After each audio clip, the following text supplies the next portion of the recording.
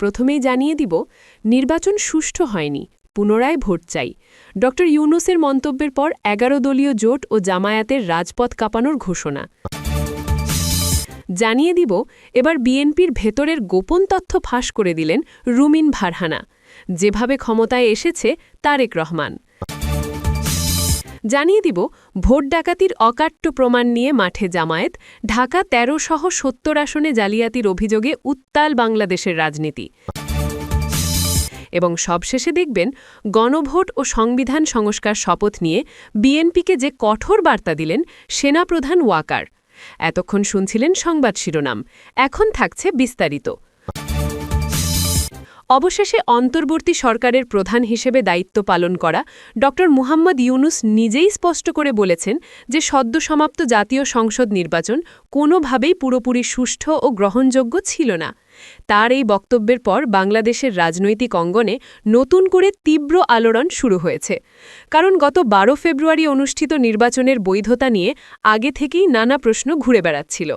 আর এখন সেই প্রশ্নগুলো রাষ্ট্রের শীর্ষ পর্যায় থেকেই পরোক্ষভাবে স্বীকৃতি পাচ্ছে বলে অনেকে মনে করছেন।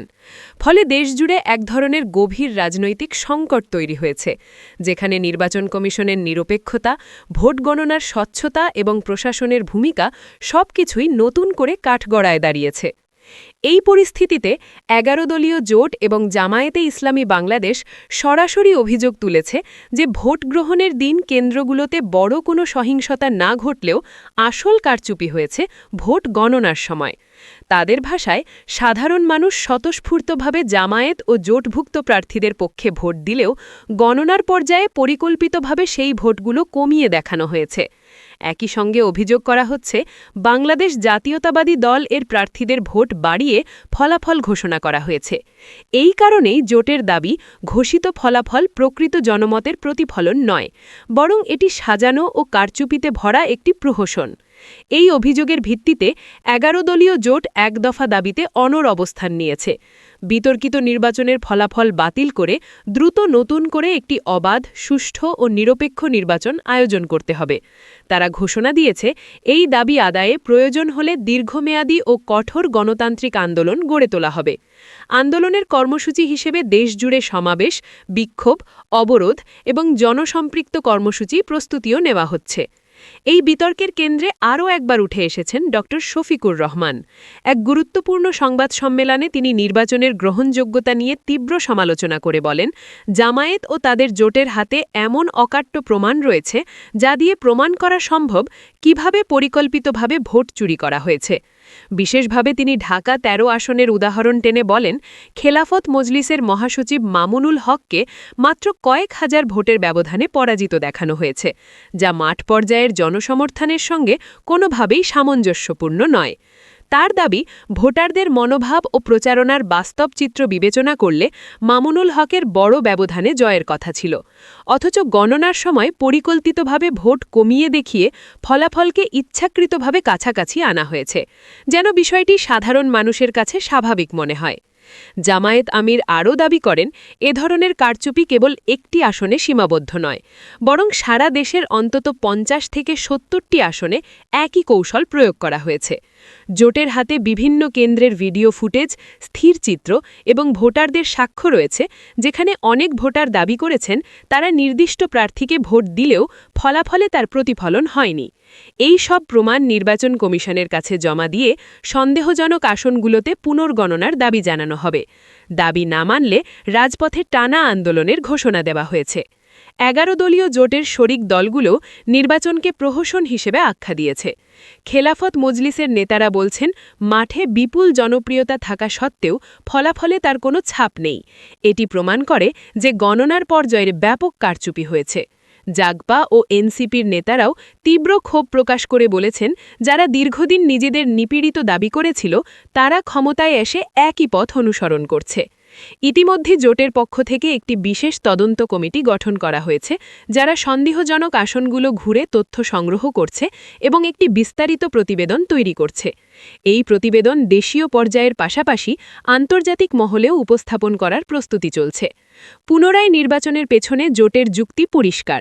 গণতন্ত্রের ভিত্তি যদি ভোটাধিকার হয় আর সেই ভোটাধিকার যদি গণনার সময় বিকৃত হয় তাহলে পুরো রাজনৈতিক প্রক্রিয়াই অর্থহীন হয়ে পড়ে। কারচুপির মাধ্যমে গঠিত কোনো সরকারের নৈতিক বৈধতা থাকে না। তারা আরও যুক্তি দিচ্ছে, জুলাই বিপ্লবের যে চেতনা, স্বচ্ছতা ও ন্যায়ের রাজনীতি, সেটা টিকিয়ে রাখতে হলে একটি অবাধ নির্বাচন ছাড়া বিকল্প নেই। জোটের দাবি, গণভোটে সংবিধান সংস্কারের পক্ষে বড় অংশের সমর্থন দেখায় যে জনমত ঘোষিত নির্বাচনী ফলাফলের সঙ্গে সাংঘর্ষিক। পুনর্নির্বাচনের জন্য জোট কয়েকটি শর্তও দিয়েছে। প্রথমত, এই নির্বাচনের ফলাফল বাতিল করে কারচুপিতে জড়িত নির্বাচন কমিশন ও প্রশাসনের সংশ্লিষ্ট কর্মচারীদের বিরুদ্ধে আইনি ব্যবস্থা নিতে হবে। দ্বিতীয়ত, সব দলের আস্থাভাজন একটি নতুন ও স্বাধীন নির্বাচন কমিশন গঠন করতে হবে। তৃতীয়ত, আন্তর্জাতিক পর্যবেক্ষক দলের শক্তিশালী উপস্থিতি নিশ্চিত করতে হবে। চতুর্থত, ভোট গণনার পুরো প্রক্রিয়া দলীয় প্রতিনিধি ও গণমাধ্যমের উপস্থিতিতে ভিডিও রেকর্ডিংয়ের মাধ্যমে স্বচ্ছভাবে সম্পন্ন করতে হবে। পাশাপাশি আইনশৃঙ্খলা বাহিনীকে রাজনৈতিক প্রভাব মুক্ত থেকে দায়িত্ব পালনের নিশ্চয়তা দিতে হবে। সোশ্যাল মিডিয়ায় এই ইস্যু নিয়ে তীব্র বিতর্ক চলছে। এক পক্ষ কারচুপির ভিডিও ও ছবি শেয়ার করে আন্দোলন জোরদার করছে, অন্য পক্ষ একে পরাজয়ের হতাশা বলে উড়িয়ে দিচ্ছে। তবে সাধারণ মানুষের বড় অংশ চায় বিষয়টি নিরপেক্ষ তদন্তের মাধ্যমে পরিষ্কার হোক। আগামী সপ্তাহ থেকে 11 দলীয় জোট সারা দেশে একযোগে বড় বিক্ষোভ ও সমাবেশের ডাক দিয়েছে। যেখানে নির্বাচন সুষ্ঠু হয়নি, পুনর্নির্বাচন চাই স্লোগানে রাজপথ উত্তাল করার ঘোষণা রয়েছে। এই অস্থিরতা কেবল শহরকেন্দ্রিক নয়, তৃণমূল পর্যায়েও ছড়িয়ে পড়ছে।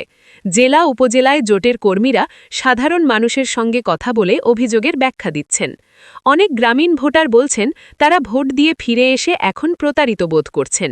অভিযোগ উঠেছে, কিছু জায়গায় প্রিজাইডিং অফিসার ও স্থানীয় প্রশাসনের অংশবিশেষ প্রভাব খাটিয়ে রাতের আঁধারে ব্যালট বাক্সে হেরফের করেছে। এসব অভিযোগ প্রমাণিত হলে তা স্বাধীন বাংলাদেশের নির্বাচনী ইতিহাসে এক গভীর কালো অধ্যায় হিসেবে চিহ্নিত হবে।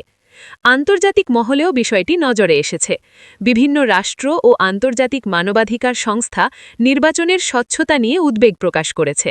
ইউরোপীয় ইউনিয়ন ও জাতিসংঘের পর্যবেক্ষকদের প্রাথমিক প্রতিবেদনে গণনার সময় অস্বচ্ছতার ইঙ্গিত পাওয়া গেছে বলে আলোচনা চলছে।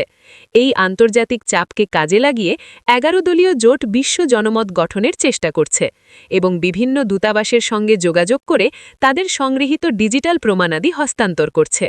তাদের মতে, একটি স্বাধীন আন্তর্জাতিক তদন্ত হলে ভোট কারচুপির বহু অজানা দিক সামনে আসবে। এর বিপরীতে সরকার পক্ষ সব অভিযোগকে ভিত্তিহীন দাবি করছে। তাদের ভাষায়, পরাজয়ের হতাশা থেকেই এসব অভিযোগ তোলা হচ্ছে। তবে বিশ্লেষকদের মতে, সরকার ও নির্বাচন কমিশন যদি আলোচনার পথ না খোলে এবং নিরপেক্ষ তদন্তে সম্মত না হয়, তাহলে রাজনৈতিক সংঘাত দীর্ঘস্থায়ী রূপ নিতে পারে। ছাত্র ও যুব সমাজের একাংশ মনে করছে, জুলাই মণ্ডলের মূল আকাঙ্ক্ষাই ছিল অবাধ ভোটাধিকার নিশ্চিত করা, আর সেটাই যদি প্রশ্নের মুখে পড়ে তাহলে আন্দোলনের নৈতিক ভিত্তি ক্ষতিগ্রস্ত হবে। এই প্রেক্ষাপটে সামনে রাজধানী সহ বড় শহরগুলোতে কঠোর কর্মসূচি আসার সম্ভাবনা প্রবল। এখন দেখার বিষয়, বর্তমান সংকটের মুখে রাষ্ট্রযন্ত্র সমঝোতা ও স্বচ্ছতার পথে হাঁটে নাকি সংঘাত আরও গভীর হয়।